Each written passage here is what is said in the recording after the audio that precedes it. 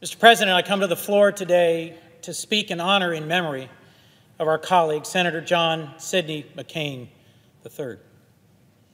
I asked myself a series of questions as I was trying to prepare for today's comments. First, who was he? Who was John McCain?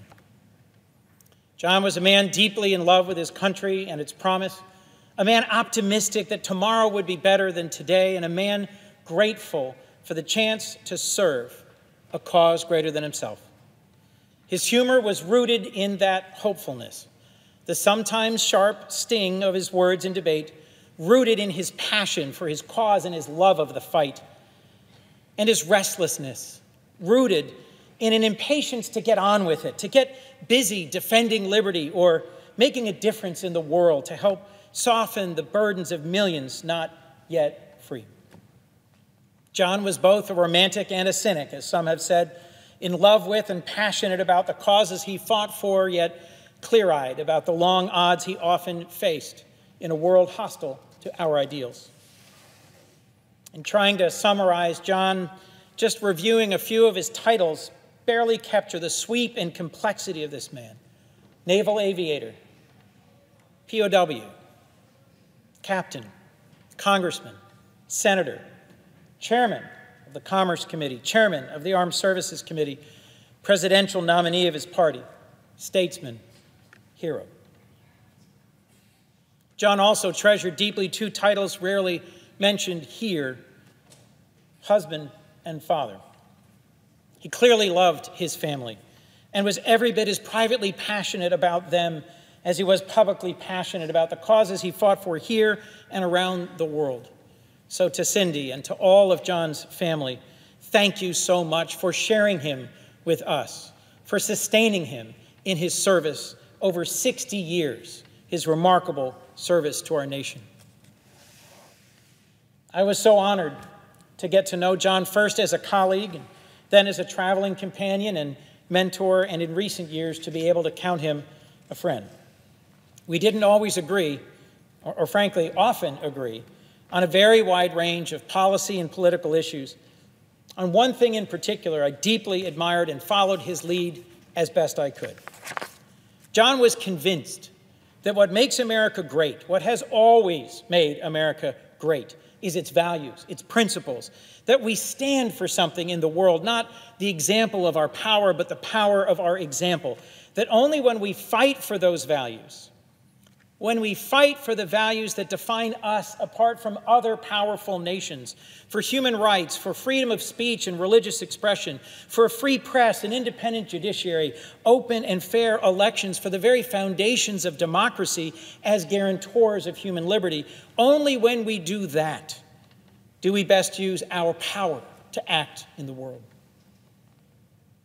What impact did John McCain have on those of us here in the Senate and on our country?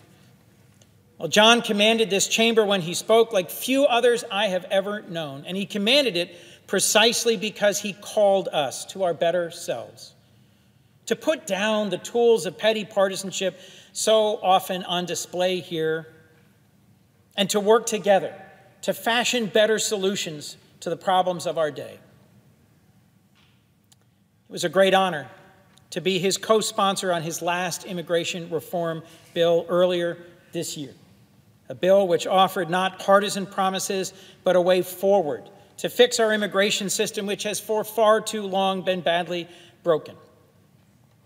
Indeed, from immigration to healthcare, national security to foreign relations, John challenged us, pushed us to act in ways more worthy of this place and its history as the greatest deliberative body on earth, as a full equal to the executive, our president, as a group elected and empowered over longer terms to know each other, to respect each other, and engage with each other in the real and hard and good work of advancing America's values here at home and abroad. What impact did John McCain have on me, the junior senator from Delaware? Well, first, my predecessor, former Senator and Vice President Joe Biden, let me know from my first day here that John was a treasure and a challenge, and that I would, in serving alongside him, have a unique opportunity to learn from someone whose scope of experience was in many ways unmatched among our current Senate colleagues. I had the honor of traveling with John, of seeing him at his absolute best, of seeing him show compassion for Syrian refugees at a camp in Jordan, hearing him confront corrupt foreign leaders and encourage our men and women in harm's way, and most memorably, revisiting Vietnam to see the genuine warmth with which the Vietnamese people and their leaders regard him. I first encountered John overseas on my very first CODEL, or congressional delegation, a trip just a few months into my first term, early in 2011. I was traveling with Senators Manchin and Corker and Sanders, and we had visited Pakistan, Afghanistan, Jordan, and Israel. It was quite a group and a memorable trip at a time of great conflict, particularly in Afghanistan and Pakistan. It was our last day in Israel before returning home, and I spotted Joe Lieberman, former Senator Joe Lieberman of Connecticut, at dinner at the David Citadel Hotel, and he waved me over. He and McCain had just finished a long dinner, and Lieberman asked me to sit down and talk about our trip and our experiences and recent developments in Pakistan and Afghanistan. McCain barely acknowledged my presence with a gruff grunt, and he seemed genuinely distracted and even annoyed as I was answering Joe Lieberman's questions, McCain looking around the room and barely paying any attention. And after 10 minutes, John snapped to and asked me 3 pointed and challenging questions, testing my observations and my conclusions. Rattled, intimidated, I defended as best I could my insights before his withering questioning. McCain grunted and stormed off. And in the silence of the wake he left behind him, Joe Lieberman leaned over and said, "I think he really likes you." "How can you tell?" I said. To which Lieberman responded, "He wouldn't have bothered asking you those questions or waiting for your answers if he didn't think you had something to say." There followed invitations to travel, which I accepted less often than I should have. But 3 trips were especially memorable. As I've said, visiting a refugee camp in Jordan where hundreds of Syrians had literally just arrived, fleeing the butchery of Assad's troops, John wept with compassion for women who recounted their husbands being murdered before them and their children being taken from them. And John promised to fight for them and their cause relentlessly, and he did. Just after inauguration last year, at the North Atlantic Regional Security Conference in Halifax, Canada, I got to see John command respect across the board from political and military leaders from a dozen countries, and heard as leaders from allies and partners across Europe, from the Baltics to the Balkans, pressed him for reassurance we would keep our commitments, defend our values, and stand by their young democracies in the face of Russian aggression. During that trip, too, Senator McCain once again reiterated his principled, unequivocal stand against the use of torture. His unwavering commitment on that issue at that critical time was just one of the many ways that John nudged us ever closer to our ideals. Finally, on an unforgettable trip to Vietnam, just last June, I got to visit the Hanoi Hilton with John to hear his undescribable description of the deep deprivations of his long captivity and torture, and then got to see in person the high regard the people and leaders of Vietnam have for him as a warrior and peacemaker, a statesman and healer of the wounds of that war. We admired John for all these things, but working with him in the Senate, traveling with him, many of us got to know him as not just a war hero and statesman, but a colleague, even friend. John's temper was quick and fierce, and on more than one occasion, I swear, he peeled the paint off the wall behind me with a fiery stream of profanity-laced invective. But he also, more often than not, later apologized, came around, listened, even considered. He was that breed of senator, too rare today, who knew how to fight passionately, yet not make it personal, who I could respect, even when I thought he was deeply wrong, who pushed me relentlessly to defend and explain my own positions and votes. He showed unusual kindness to my children and my father and stepmother when they visited, and I was struck by the delight John took in visiting with school children and seniors, with people of all kinds and backgrounds when they visited this capital he loved. He also took wicked delight in teasing and testing and working with journalists, always letting them in on the joke or giving them a heads up when good trouble was brewing. Most importantly, Senator John McCain was genuinely humble.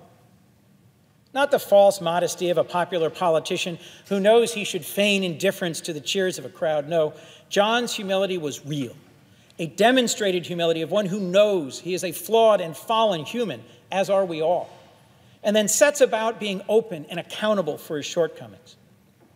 John, remarkably, for a modern politician, wrote and spoke about and acted on the ways in which he fell short. In an excellent recent HBO biography of him, For Whom the Bell Tolls, McCain subjected himself to accountability for chapters in his life I'm certain he would rather have left forgotten in history. In talking about the 2000 presidential primaries, rather than simply blaming his opponents and their dirty tricks for his loss, John took responsibility for his failure to stand up in South Carolina against the practice of flying the Confederate flag over their state capitol. John, even more strikingly, directly addressed his association with the Keating 5 scandal. John McCain was cleared, but he viewed that scandal as part of the larger and growing problem of campaign finance that has threatened the ethics of all who serve here. And rather than moving past it, he owned it and acted on it, angering leaders in both parties by working relentlessly with Senator Feingold until they passed the McCain-Feingold campaign finance reform bill. John also used his hardest personal experience to make some of his most important contributions. Having himself survived imprisonment and torture at the hands of his Vietnamese captors, Captain McCain could easily have returned home after those 5.5 harrowing years in captivity to serve out his time and retire in comfort. Instead, he continued his cause of serving our nation, and while here, worked tirelessly to champion those unjustly imprisoned around the world. Dissidents and activists who spoke up for freedom and against dictators knew no more dedicated friend than Senator McCain. And we, on the Senate Human Rights Caucus, intend to carry forward that work. After 9/11, when our own country was engaged in enhanced interrogation techniques that could only be called torture, Senator McCain was irate and insisted we end a practice he knew was both of limited value and that demeans both tortured and torturer. John's passion on this point wasn't just the pain of one who'd experienced it himself, it was the pain of someone who loved his country and felt deeply the shame of episodes like Abu Ghraib and then worked to address them. What will it mean to have Senator McCain no longer here with us? My fear and concern is that we will not soon see another member of John's stature join us. Stature that John earned over decades of service and a demonstrated willingness to put country over party and cause over self.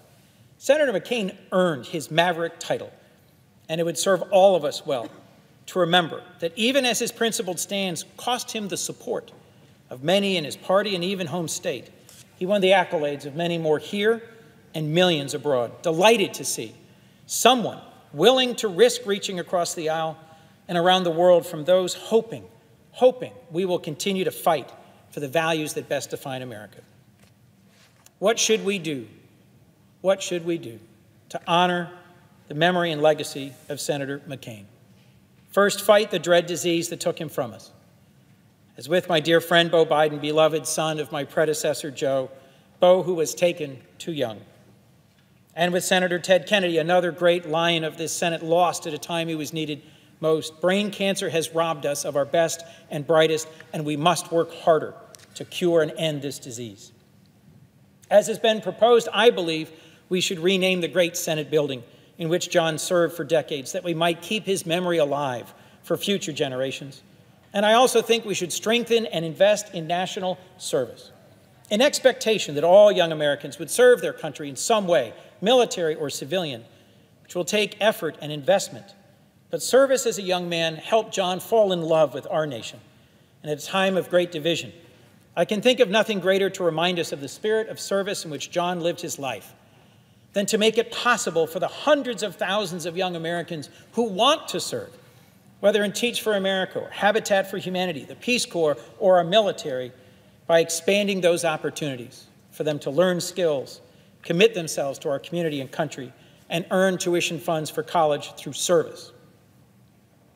We must stay engaged internationally and lead by the power of our example. John would say this requires us to advance not just America's interests, but our cherished values, to stand against authoritarian leaders from Russia, China, North Korea, and Iran, and to stand with our democratic partners and allies like those in NATO. Last, we have to continue in John's spirit of working across the aisle. I was struck in hearing his remarkable speech in Philadelphia at the National Constitution Center, where my predecessor, Vice President Biden, spoke movingly in introducing him, and Senator McCain in accepting that award, which should be mandatory viewing at every high school in America. It was clear these two men, who served decades alongside each other, genuinely knew each other's families, knew each other's values, respected each other, even though they rarely, if ever, agreed. We must do that too. We have to demonstrate that we can work together and, like John, be cheerful and grateful in our service. It caught my breath when I walked in this chamber yesterday to see John's desk draped in black velvet and with white flowers, rather than with his remarkable stature, his punctuated speech, and his dramatic call to action that so often rang through this space. John, I won't soon meet another man like you, and I only hope to someday deserve the friendship you extended to a young and inexperienced senator, and to follow your example of genuine humility, dedication, and passion in tirelessly serving the greatest nation on earth and the best hope for freedom in our world. Rest well, dear friend. May God himself hold you in the palm of his hand and give peace to you and your family. Thank you, Mr. President. With that, I yield the floor.